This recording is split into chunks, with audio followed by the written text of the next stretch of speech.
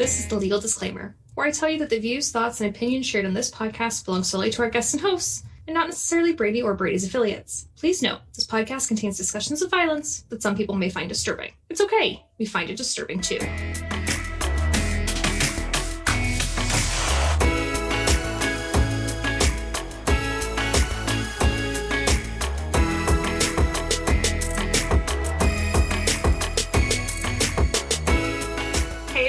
Welcome back to Red Bull and Brady. As always, I am JJ. I am one of your hosts. And I'm Kelly, your co-host. And together, today, we're getting a first-hand look at the inner workings of something that's not familiar to me. The inner workings of a gun store. Now, Kelly, you've only been to gun stores in the context of, litigation, right? You haven't gone for funsies. No, just for work. And while I learned how to shoot from my dad, I learned on his firearm, so I've never gone, I think, actually even into a gun store or pawn shop and purchased a firearm. And I'm presuming for litigation purposes, you weren't purchasing as well, so. No. No, that would have been very interesting. And so as we work to bring more and more gun owners into the conversation about preventing gun violence, it seems important that we talk to the other side of the equation, gun dealers. And what better way to kick that off than by speaking with someone who has done this for over 20 years. Yeah, which is why I'm really excited today to be speaking with Davron Harris of Max Pawn, which is a shop in Las Vegas, Nevada, that in addition to buying, selling, and pawning luxury items, is also known for dealing in firearms. And of course, Mr. Harris has a wealth of experience in this area. Right, and he was so kind to walk us through kind of 101, the basics of buying, selling, and pawning. And how that works at Max Pawn and what he wishes everyone knew about gun dealers in the process of selling and buying firearms. Yeah, I feel like this is yet another episode. We've had a lot of these, but still, where I learned so much about something I know nothing about. And I can't wait to see actually what, the listener comments we get in for this one will be, because I have a feeling that's going to be either folks are going to listen to this and be like, I've been to 1,000 stores, or they're going to listen to it and be like, I've learned so much too. Right. And the pawning angle was particularly unique just because it's a whole other type of retail, and especially when you're talking about firearms. Hi, Mr. Harris. Thank you so much for joining Kelly and I today. I think we're both really excited for this one because this is you're offering us a peek into a world we don't often get to climb into, but as honestly, because we work for a gun violence prevention nonprofit, is an area of the world that we should know more about. So to go ahead and get started, I'm wondering, can you just go ahead and introduce yourself to our listeners? No, my name is Davron Harris. I'm a pawnbroker. I'm at Max Pawn in Las Vegas, Nevada. I won't call it the gun expert. I'm just one of the lead gun guys. I still feel I'm learning a lot about guns all the time. But I've been in the pawn industry for about probably around 20 years now. Started in the late 90s. It took a few years off, but I ended up coming back. Could you break down actually too what a pawnbroker does? Because I wouldn't necessarily hear I'm a pawnbroker and think I can buy and sell guns. Does Basically, that make sense? Yeah, that's exactly what I do. I buy and sell all day long, every day. So we don't just do guns. Max Pawn, we're a little bit different than regular pawn shops. We deal in high-end purses, but I started at a regular pawn shop, so I learned to buy guns, tools, electronics, jewelry, anything you could imagine. I've probably purchased or sold in my lifetime. Yeah, so it's glorified buy and sell is all we do. And we just happen to loan money to a lot of these people because a lot of our customers actually come back for the items. So we'll loan them money to get them through a hard time. It's like the pandemic, we giving out a lot of money to help people float their bills or whatever they needed. So, and of course we charge interest. So that's where we make our money on the interest. Thanks for breaking all of that down. And especially I hadn't thought about what the impact that the pandemic might have on your industry. And I was just wondering if you could walk us through the process of legally buying a gun at a place like Max Pawn. How does that work when someone walks into the store? Well, we sell a lot for most of our firearms online, but we do sell in store. So to buy in the store, you have to go through the process, the background checks.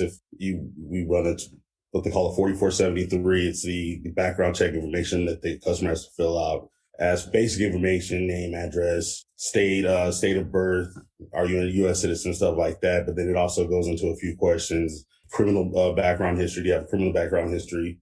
Do you have mental health history and citizenship like that? So we do that. Once the customer fills that out, we have a portion that we have to fill out about the firearm and about our establishment. And we have to call it into in Nevada, to the Department of Public Safety. So they run what they call the NICS check, the background check, and they will, we're waiting for a reply, 1 of 3 replies: proceed, delay, or deny. So once we get let's say we get a proceed, everything's good to go. We get that proceed. Basically, the transaction is complete. Just ring up the firearm, sell the firearm. Through the process, you ask a few basic questions to the customer and this and that, and get a feel for them. But if they pass the background check, they satisfied your requirements, they're good to go. So like if I were to come in and I'm filling out this paperwork for you, I assume like do I have to show you like my ID or anything to like prove that the stuff I'm putting down is like actually me, or? Yes. Great question. In fact, we identify you. You need your driver's license. You need and if you put something down, say you just moved and your address doesn't match your ID, you need something to say that, hey, this is where I currently live. We do get a lot of people we're in Vegas, so we have transient town. We get a lot of people coming in that have just moved here from out of state, California or something. So they'll come in with a California ID or something trying to buy a firearm, which California's laws are so strict that we won't sell to you. Go get your Nevada ID and then come back. Even if you provide a lease, you can say, oh, I've been here for 2 years and I do this and I do that. Well, that's 2 years long enough to get into Nevada ID.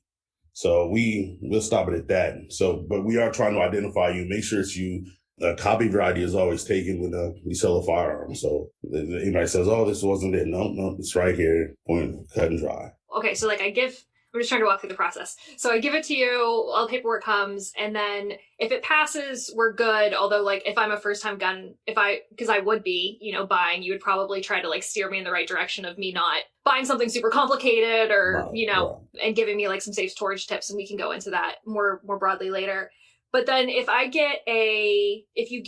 it comes back as a delay or a deny, what is the process there? Because I can only imagine someone who did work in retail for a long time. People don't like it when you tell them no, or you have to wait. What is that process like? That is true, but actually a delay is more common than probably a proceed, especially during the times now. Right now, it's hard for us to get a hold of the Department of Public Safety. So a lot of times we have to fax their paperwork in. So even regular days, a delay is common. They come back and tell you to say, hey, we have a 3-day delay, which could be anything. A lot of times it's a common name, like a John Smith. They will get delayed and say they have to research this person a little bit more. They have to see what's going on, make sure it's not this person has this warrant out for their arrest in Nevada. So, they'll give us tell us we'll call you back in 3 days. Which sometimes they take the full 3 days. Sometimes they call us back an hour later, say, okay, it's good. But a lot of gun buyers aren't new at this, and so they've had it before. They'll get it before. We have one customer that comes in and he buys or he'll pick up his firearms. He's like, I just want to do it. I know they're going to delay me. My dad's name was the same thing, and back in the day he did this or that. No big deal. So there are a lot of them used to it. But the first time buyer that would come in and then they get a delay and then they get on the uproar, few red flags like, hey, what do you need this right now? What's so important that you have to have it right now? What's going on? It's like something. Can you, even if they've got a delay, is it that after 3 days you can still proceed anyway? Or is that different in Nevada?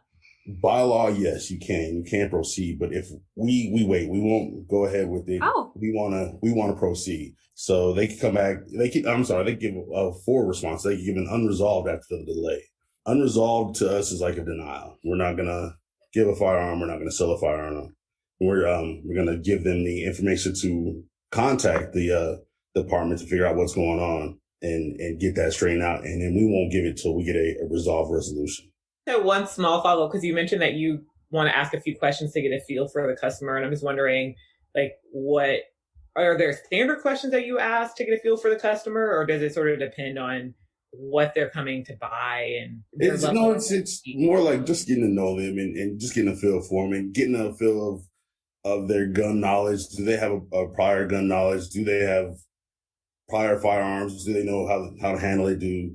Or how comfortable are they? Because being an FFL holder, you want to be comfortable with who you sell your firearms. So if you get the feeling that they might not know anything, you may want to give them a few tips or help them out. Because there's, believe it or not, during this the last 11 months, 12 months, there's been a lot of first time gun buyers. So you ask them those qualifying questions, and you see where they're at. And a lot of them just wanted to say, hey, I just need to protect my house. I need to protect my family and this and that. And so you want to give them as many tips as you can, or give them the right avenues to be able to go out and be able to handle that firearm correctly if they need to defend themselves in the situation. You mentioned that you had a license, an FFL, a federal firearms license. And I was wondering if you could tell listeners, what is that exactly and why is it so important to the work that you're doing? Okay. So a federal firearms license, or an FFL, we call them, it's just a license that it gives a business or even person the right to do business pertaining to firearms. Anything. It could be manufacturing, it could be selling, it could be interstate transports, anything. But to legally sell, purchase, do all that with firearms, this is what you need to do it. So, and it's something that was enacted in like 1968 with the Gun Control Act. So it's pretty serious, because getting caught selling firearms without an FFL, you're looking at some serious jail time. When you got into like this field and this became your profession, and if people want to get into this, is there like, do you have to is it like getting sort of a professional license? Like, do you have to take classes to get like an FFL, or how does that whole process? An FFL is it's the company's FFL that we're under. So our owner, when he got it, he had to go through the background checks, and he had to, there's no classes really. It's, again, they're going to dive into a deeper background than they do on the next check. So it's to make sure that he's on the up and up and the company's on the up and up. No, I didn't have to go through any training, or I didn't have to go through anything to be on it, but to be on his insurance is another thing. So yeah, I'm guessing that this is something that sort of, it's very dependent on the business, and then like how much training somebody has is going to be based on like on the workplace, right, rather than right. There's some people that don't require any training, and there's some people that, people that require a lot of training. Me, I've been around guns since I was little. My uncle was a sheriff, so I got my training a little bit from them, and I started it afterwards in other avenues to just to learn more. I love guns. Shooting is a hobby, and I thoroughly enjoy it. So that's where I get my training from. So we talked about one side of the transaction, what happens when someone comes in and they want to buy a gun. And I know you talked about how part of what you all do is sell, but part of what you do is also buy. So I'm wondering, if someone comes in and they say, I want to sell my firearm to the pawn, what's the process there?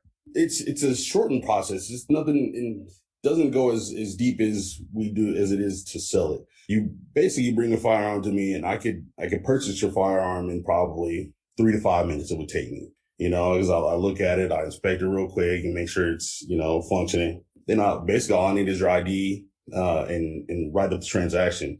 We take the same information. We even take a picture of the customer that sells a firearm to us. It's not as deep because the background check of the firearm happens after we've taken possession of it.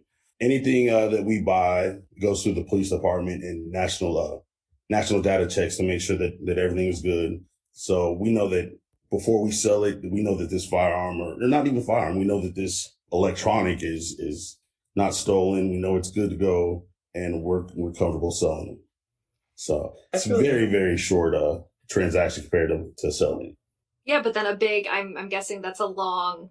So like if you were to send it in and it comes back, you hear back from law enforcement that say like this gun has been used in the commission of a crime, or it's come up as stolen, someone reported it on its insurance. Do you then, what's the process there? Like, do you have to surrender it to law enforcement along with all the info of the person who sold it, and then it's? Yes. It's all surrendered. We pride ourselves on having a great relationship with local and state police agencies and everything. And so they call us, say, this firearm was stolen. Which has happened.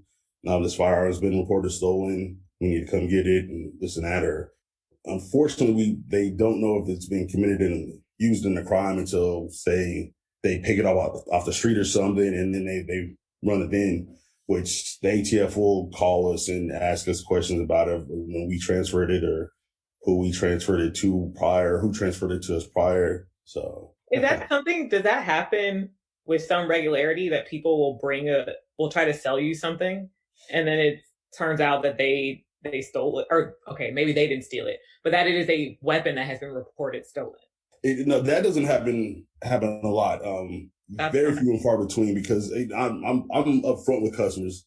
I'll ask them. I was like, oh yeah, where'd you get it from? This and that. Well, I got it from a friend, or they said, oh, you got it from a friend, or I bought it from somebody. I was like, okay. I was like, did you? And I'll ask them, did you take it to the police department to get a check when you purchased it? And if they say no, I was like, okay, I just want you to be clear that this needs to be a very good friend that you trust, because if something comes back on this firearm or this firearm is reported stolen, I'm giving the police your information and you have to explain that to them. So I'm very upfront with that when I do it. But they say, oh, I just bought it from the store. Okay, no problem. Then there's no point to go into that.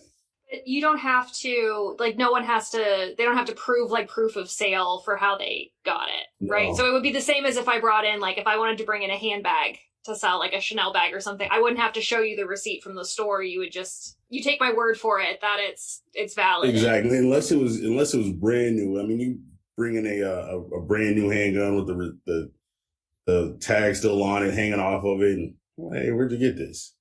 Oh, I just bought it. Okay, I need to see a receipt.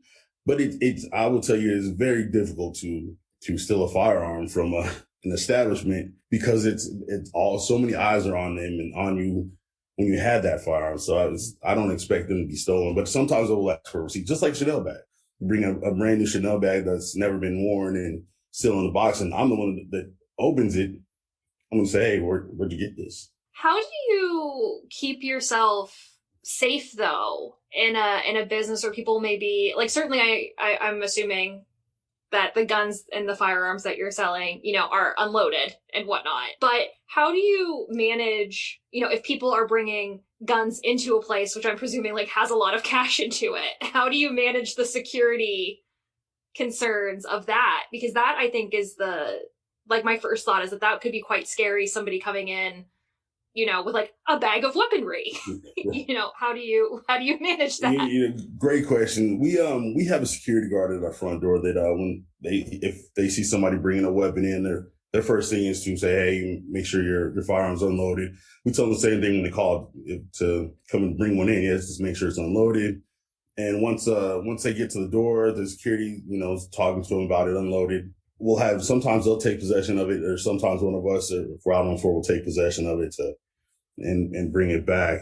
The first thing we do is we course clear it and check it, and we ask them if you have any ammunition with you, or oh no, I left it in the car. Sometimes people don't know how to unload their firearm, so yes, they have it with them.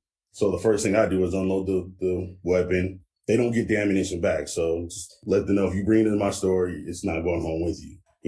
We'll take it, because we've seen things happen where people will slide one in, can do anything, and try something. So we always remove the ammunition from the whole process.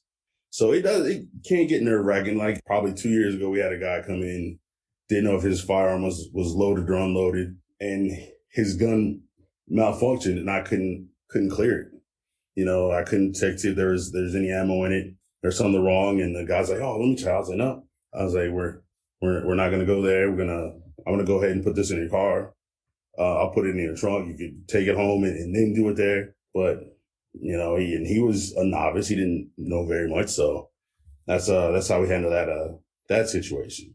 When plenty of times I've heard, "Oh no, there's no ammo in it," and I go to clear it, and a round flies out. It's interesting because as part of our work here, we come across those sorts of stories all the time where people are cleaning their weapon, or they are trying to move it somewhere and they think it's unloaded and it is loaded, and they end up hurting themselves or hurting somebody else. So it's interesting to hear that people will even tell you, because they think it is unloaded, they'll say, "Oh yeah, it's fine." And then if you didn't check, you might end up hurting yourself. Right. And it happens more often than you think. So many people that just put it up and never look at their gun for, you know, my aunt has a gun under her bed and she probably hasn't seen it in 10 years. You know, so she has no idea if that's loaded. And there's so many people like that that now need money, so they bring it in. Oh yeah, don't worry about it. There's no ammo in it. I took I took the clip out. There's no ammo in it. Yeah, well, there's one in the chamber, so good thing nothing happened. But yeah, and those are the people that don't know anything, so they'll point it at you when they're trying to give it to you and this and that. So that's why we like to take possession when they walk in, if it's somebody that we don't know. Yeah, because you don't have to, there's no requirement to purchase a gun. There's no requirement to undergo like any sort of training or anything like that, right? No, not in Nevada. So, a lot of states, they have the license that carries and stuff. In Nevada, you don't have to do anything. Nevada, you don't even have to register a firearm anymore. So it's very, very little training or anything that goes in with it. So you never know what you're getting with the person that's coming in. If we could go back a minute too about, do people pawn guns often? All the time. Is that like a comment? How does that work to come back? Because I know like with straw purchases and things, I can't, buy a firearm for my husband. Could he pawn it and then I go pick it up like I do his dry cleaning? Or is that not No, okay? we don't allow that. And technically with the law, you can gift you can buy a firearm to gift it. But if you are doing that, we want the person to be there with you. We want them to. Yeah, I have to make it clear that's what's happening. I can't be a sneaky, quote unquote gift. So when they pawn it, it has to be the same person that pawned it, unless God forbid something happens. We just had a situation like that last month where one of our customers passed away. So his mother came in, wanted to get him, but we required the death certificate, and we ran the background check on her. But it's the same process to buy a firearm. And, anytime you pawn one, you come back to get it, we do a 4473 or background check, and we have customers that, I have a customer that probably pawns 2-3 firearms a month and will pick them up. Sometimes together, sometimes separately. So, I tell them all the time, look, you need to get a concealed weapon so we don't have to charge you the $25 background check Brady fee again, because you probably paid us, $3,000-4,000 in Brady fees in the last 6 months, or last year. That's so interesting, though. And I presume that's checking to make sure that in the time that the gun has been pawned, no charges have changed. Yes, exactly. No, and it asks the same questions every time: background, criminal history, mental health, drug use, all that. And so it's, if he could pick up a gun today, he could do a Brady check today, and then he decides he wants to come in tomorrow and pick up another gun, he's going to do it again. And he knows it, and all our customers know it. Look, every time you pick one up, you have to do it. And there's only one way around it, and that's if you have a concealed firearms permit.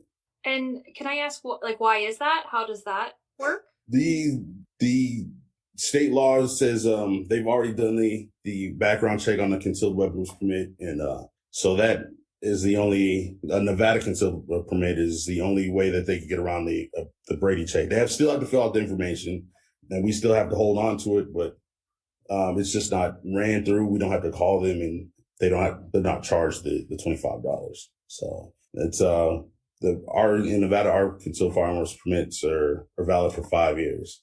So every 5 years we go through our background check again. And it's funny, I have police officers. I sell to police officers all the time. They don't have a concealed firearms permit, and their badges, their work IDs, that doesn't exempt them either. They have to go through the background check if they don't have a concealed weapons permit every time. Good. Equality. Yeah. Keeping it equal before the law. Right. One of the things, speaking of law, that I wanted to ask you about. So as part of our work here, we come across situations, oftentimes very tragic situations that arise when FFLs don't follow the rules and regulations for whatever reason. And some of them, I don't know if you see these stories coming through in your work, but some of them would probably drop your jaw, like situations where someone will say, I have a felony, but I want to buy the gun, and they'll sell it to them anyway. And so I'm wondering, if you see those sorts of stories, what do you think about sellers or dealers who don't follow the law or the regulations in selling? Personally, I think it's horrible. It gives us a bad stigma in our profession. It's already bad enough that, people think of the Pulp Fiction scene where, you can just walk in and buy a gun and say, skirt around this. It takes away from everybody that is doing the right thing, that wants every legal gun owner in America to be able to enjoy that right, or have that right. So to try to skirt the law to make a quick dollar is just horrible. You're going to make this few dollars today or a few dollars tomorrow.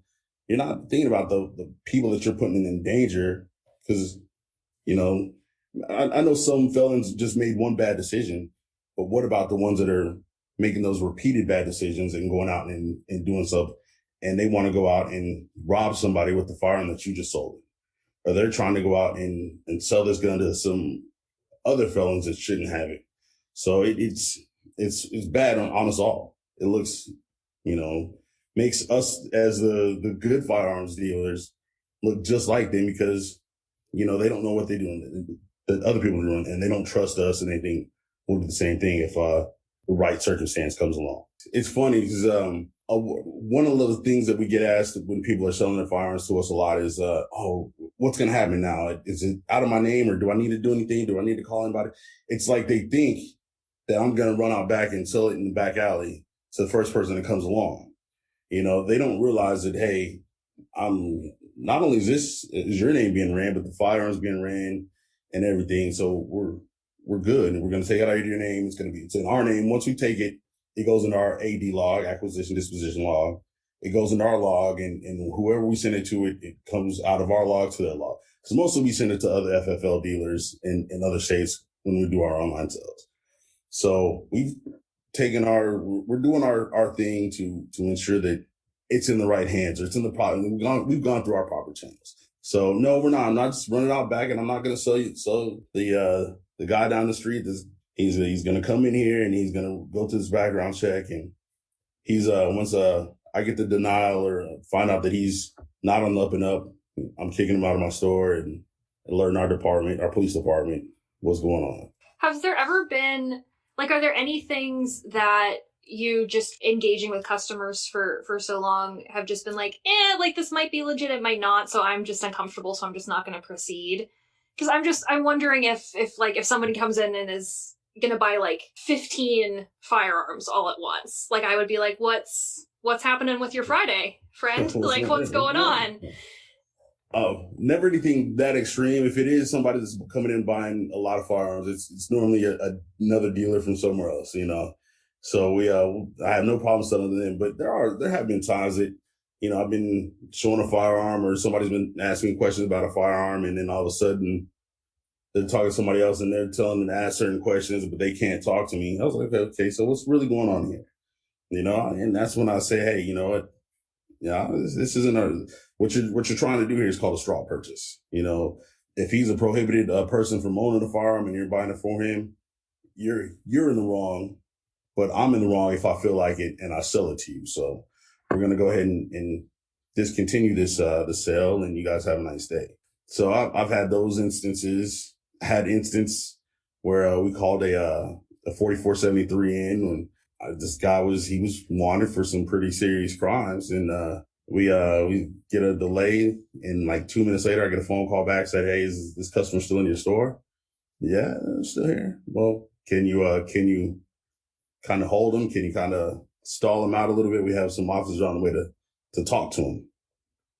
I'm like, wow, okay.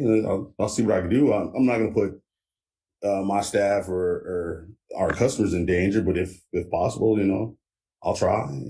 So we've had some wild things, but mostly it's mild, very, very, very sane.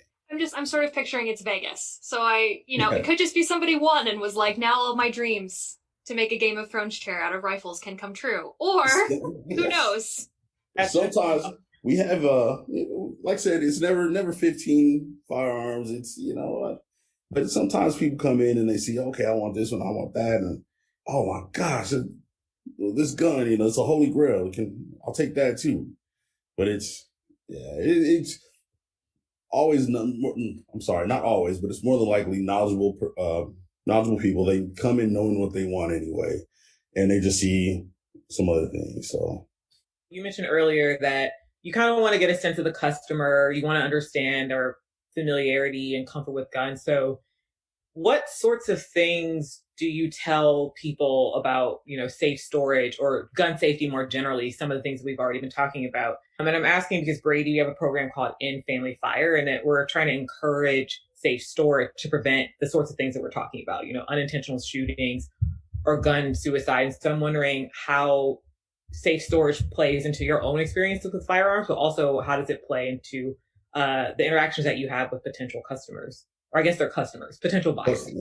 Well, two facts. So, I'm a father of three, so I've had my kids have grown up around firearms. I've always taught them about them, so they know about them, but I've always taught them the danger of them too. And it's always been important that mine stay in the safe.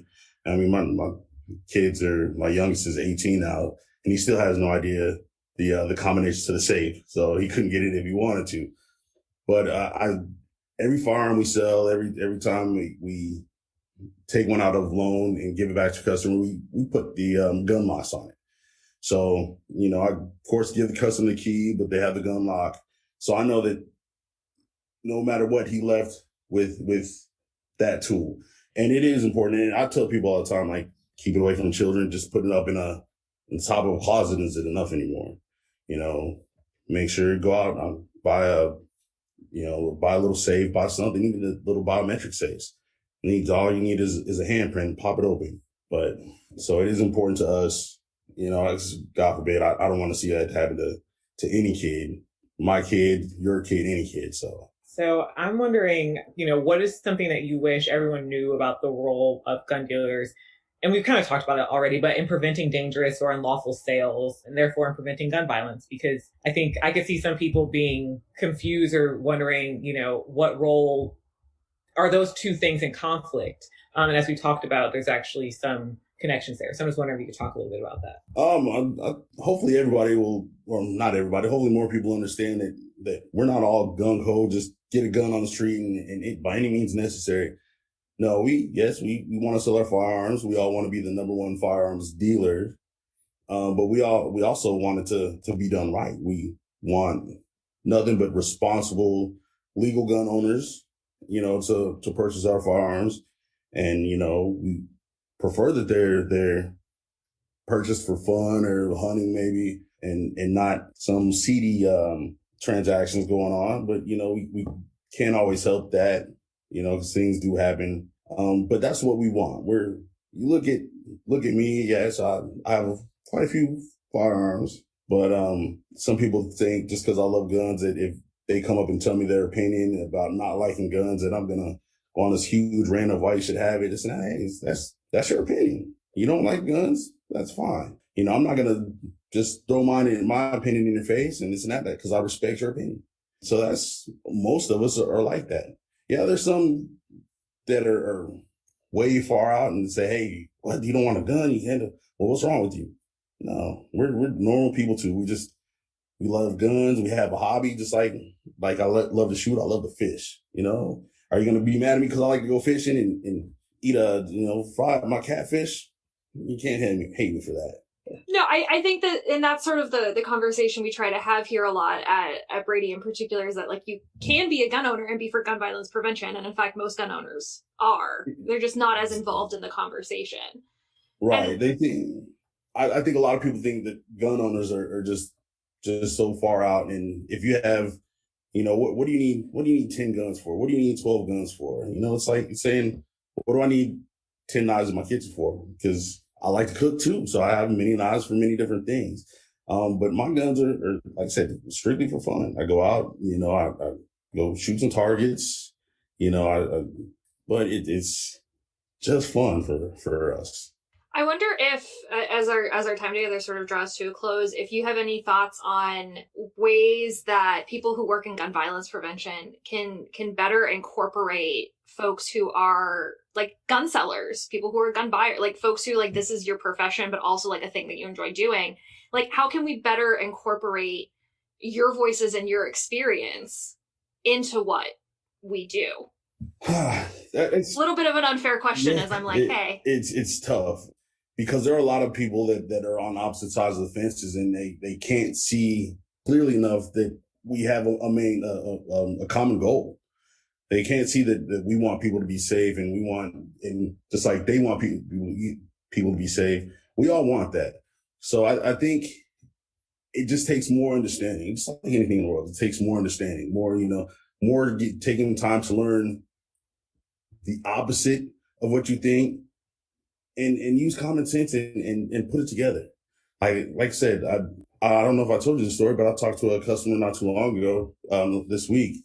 He used to be an FFL dealer. He stopped being a dealer because there was somebody, an acquaintance of his, that was rushing to buy a gun, wanted to buy a gun. He's like, oh, he said something just didn't feel right.